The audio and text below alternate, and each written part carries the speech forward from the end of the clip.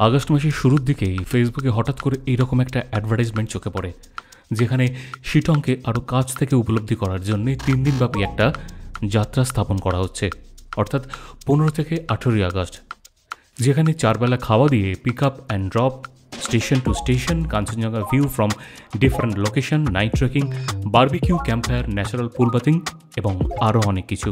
এই টোটাল প্যাকেজটা ছিল 6500 টাকা পার হেড। রাজ অর্থাৎ আমার বন্ধু, যার এই হোমস্টে। একদিন আগেই আমরা রওনা হয়ে গেলাম শিটংয়ের উদ্দেশ্যে। আমরা ধর্মতলা থেকে শ্যামলী পরিবহনের টিকিট কেটে সিটে বসে চারপাশের মনোমুগ্ধকর পরিবেশকে উপলব্ধি করতে করতে রাত্রিরের যাত্রাপথটা স্থাপন করলাম। নমস্কার, আমি উজ্জ্বল ব্যানার্জি। হোয়াইট নয়েজিং 22 চ্যানেলের পক্ষ থেকে আপনাদের সবাইকে আর একটা নতুন ভিডিও প্রাঙ্গণে স্বাগত জানাচ্ছি। যারা নতুন তাদেরকে রিকোয়েস্ট করব চ্যানেলটাকে দয়া করে সাবস্ক্রাইব করে রাখার জন্য। তাহলে চলুন এবারের যাত্রাপথের গল্পটা শুরু করা যাক। এরপরে অন টাইম অর্থাৎ 7:30টার সময় বাস ছেড়ে দিল। এখানে বলে রাখি, শ্যামলী পরিবহন 2খানা হল্ট দেয়, একটা ডিনারের জন্য কৃষ্ণনগরের কাছে 11টার সময়, আর একটা ভোর 4টের সময় ডালখোলার কাছে। সকালবেলা জানলার পর্দা সরিয়ে দেখি ডান দিকে বিস্তর চা বাগান আমাদের সাদর অভ্যর্থনা জানালো। যথারীতি টাইমে বাস আমাদের গন্তব্যে নামিয়ে দিল, অর্থাৎ শিলিগুড়ি জাংশনের কাছে। ওখান থেকে নেমে সকালের ব্রেকফাস্ট, চা, জলখাবার ইত্যাদি কমপ্লিট করার পর আমাদের ওখানে কাছাকাছি একটা বাজার ছিল, সেখানে গেলাম বেশ কিছু বাজার সরঞ্জাম ইত্যাদি কেনার জন্য।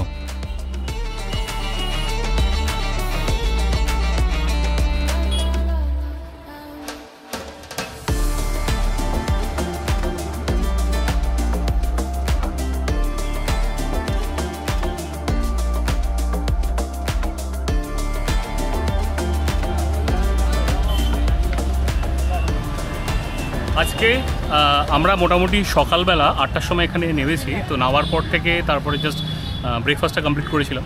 ব্রেকফাস্ট কমপ্লিট করার পর আজকে এখন আমরা একটু বাজার করতে এসেছি বিশেষ কারণটা একটাই কথা, যে কালকে বিশেষ ধরনের অনুষ্ঠান রয়েছে। তো কালকে 15ই আগস্ট অনেকে আসছে, তো সেই উপলক্ষে আমি, আমার বন্ধু রাজ, তো সবাই মিলে একটু মার্কেটিং করতে এসেছি। বাজার করে এইবার ডাইরেক্ট চলে যাব টুয়ার্ডস রাজের হোমস্টের দিকে।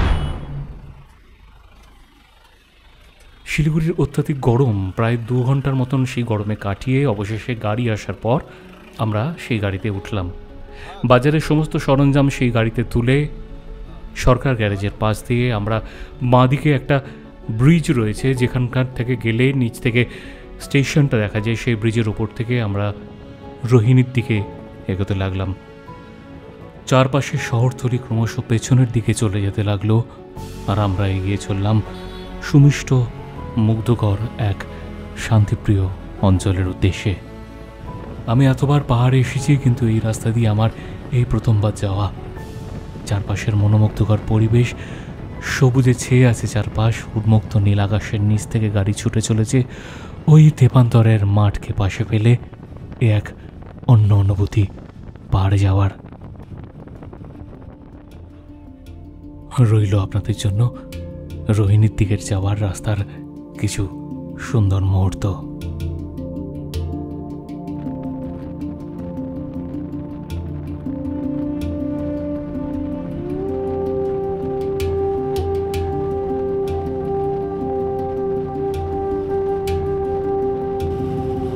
সত্যি এই রাস্তা যেন ভাসিয়ে নিয়ে চলল আমাদের কোথাও দূর দিগন্ত পারের বিস্তৃত এক অঞ্চলে,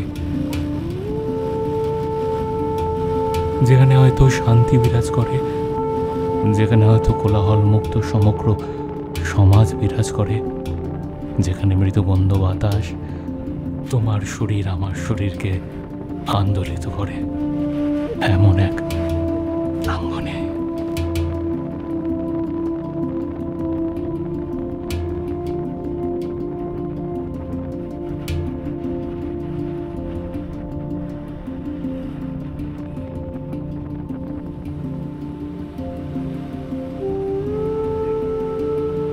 শরীরে তখন কেবলই মৃদুবন্ধ বাতাসের ঠান্ডা প্রবাহ বয়ে চলেছে। চুপ করে বসে থাকলাম, আর চারিদিক দু চোখ পড়ে উপলব্ধি করতে লাগলাম।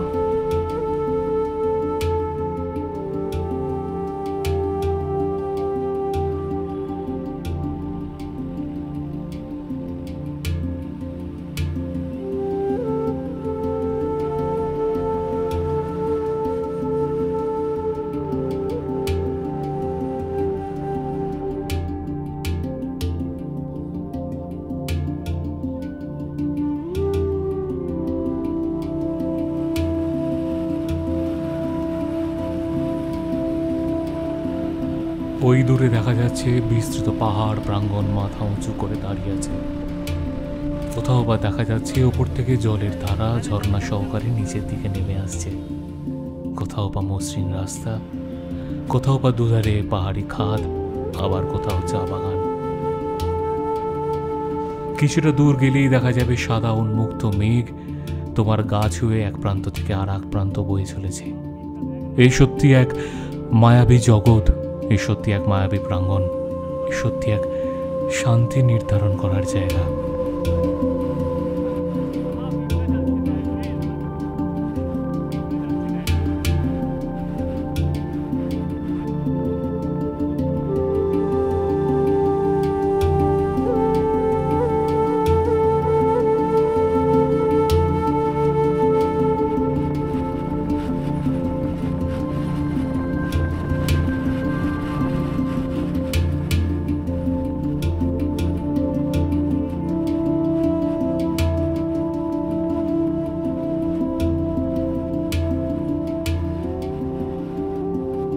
বেলা তখন ঢের গড়িয়েছে। এই মেঘ বিহনের রাস্তাকে আমরা পেছনে ফেলে এগিয়ে চললাম কার্শিয়াংয়ের দিকে। কার্শিয়াংয়ে প্রবেশ করে আমরা একটা জায়গায় বসলাম আমাদের দুপুরের লাঞ্চ পর্ব কমপ্লিট করার জন্য।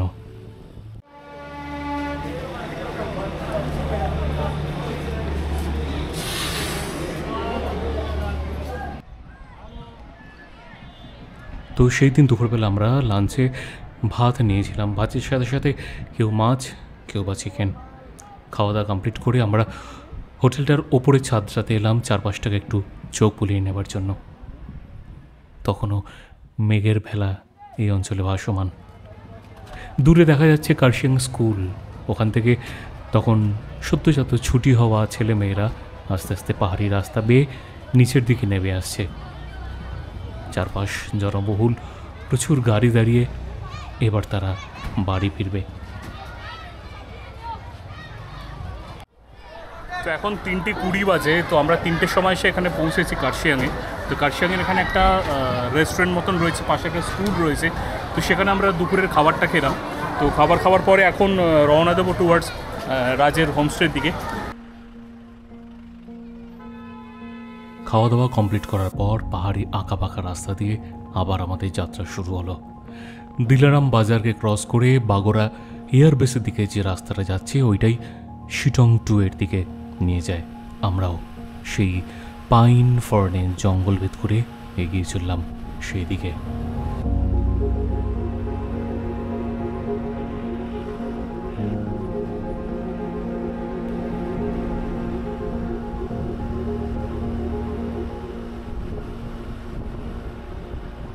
কিছুটা দূর যাওয়ার পরই পাইন গাছের এত সারি, এত ঘন জঙ্গল থেকে আমরা দাঁড়াতে বাধ্য হলাম।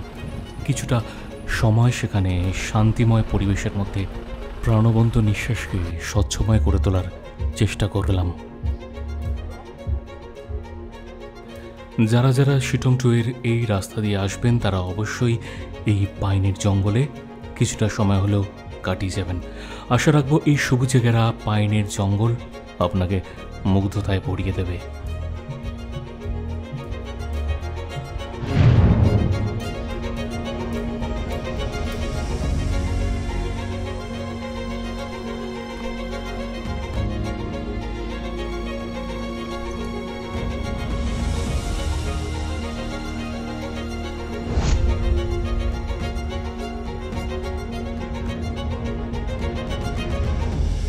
নিস্তব্ধে ঘেরা পাহাড় আর এই পাহাড়ি মানুষজন আমার বরাবরের প্রিয়। তাই আশা রাখবো সর্বদা পাহাড়, জঙ্গল আর পাহাড়ি মানুষজনরা ভালো থাকুক। পাইন ফর্নের জঙ্গল পেরিয়ে বেশ কিছুটা এগুলেই আবার উন্মুক্ত আকাশ। রাস্তায় এগিয়ে নিয়ে চলল রাজের হোমস্টের দিকে। অবশেষে দীর্ঘ একটা যাত্রা পথ স্থাপন করে আমরা পৌঁছালাম হোমস্টেতে। তখন প্রায় বিকেল গড়িয়ে সন্ধ্যের দিকে এগোচ্ছে। Welcome to Rashika homestay.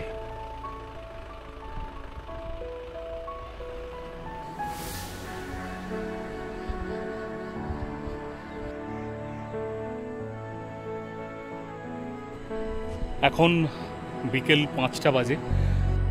বিকেল বলবো না, সন্ধ্যের দিকে অবগত হচ্ছি আমরা। তো এখন এসে পৌঁছেছি এখানে। এটা হচ্ছে শিটং 2, রাজের হোমস্টেটা, যেটাতে লিজ নিয়েছে রাজ। সত্যি কথা বলতে গেলে আমি শিটংয়ে আসিনি, এর আগে আসিনি, অনেক জায়গায় ঘুরেছি পাহাড়ের, বাট শিটংয়ে বা শিটং 1, 2, 3 কোনোটাতেই আমার যাওয়া হয়নি। এই ফার্স্ট টাইম শিটংয়ে এলাম। বাট শিটং 2তে এসে শিটংয়ের যে অপরূপ রূপটা, সৌন্দর্যতা, সেটা কিন্তু আমি এখানে দাঁড়িয়ে বুঝতে পারছি। একটা বিউটিফুল লোকেশানে রাজ হোমস্টেটাকে তৈরি করছে, বানাচ্ছে। এটা আন্ডার কনস্ট্রাকশন, অনেক কিছু পরিকল্পনা আছে ওর। অলরেডি 2-3টে ঘর নেওয়া আছে, তার সাথে সাথে আরও কিছু একটা কনস্ট্রাকশন হচ্ছে। আমি অলরেডি যেই টেরেসের ওপর, ছাদের ওপর দাঁড়িয়ে আছি, এটারও নিচে ওর একটা আন্ডার কনস্ট্রাকশন প্রসেস চলছে, এটাও একটা করবে। বাট আমি যেখানে দাঁড়িয়েছি সেখান থেকে খালি একবার ভিউগুলো আপনাদের জন্য দেখাই, সেটা খালি একবার দেখুন। তাহলে রইল আপনাদের জন্য এই রাশিকা হোমস্টে অর্থাৎ শিটং 2 এর এই জায়গা থেকে বিশেষ কিছু দর্শন। যদি ভালো লাগে অবশ্যই লাইক, শেয়ার এবং সাবস্ক্রাইব করে পাশে থাকবেন। আজকের ভিডিওটা আর খুব একটা বেশি বড় করব না। কালকের থেকে সারাদিনের এই ধকল জার্নির পরে আজকে এখানে এসে পৌঁছালাম মাত্র। এবার শুধুমাত্র পাশের পুলে, অর্থাৎ যেখানে ঝর্নার জলটা বইছে, সেখানে গিয়ে একটু স্নান, তারপরে খাওয়া দাওয়া করে আজকের মতন ভিডিওর পরিসমাপ্তি। ভালো থাকবেন এবং দেখা হবে আগামী ভিডিও পর্বে। ধন্যবাদ।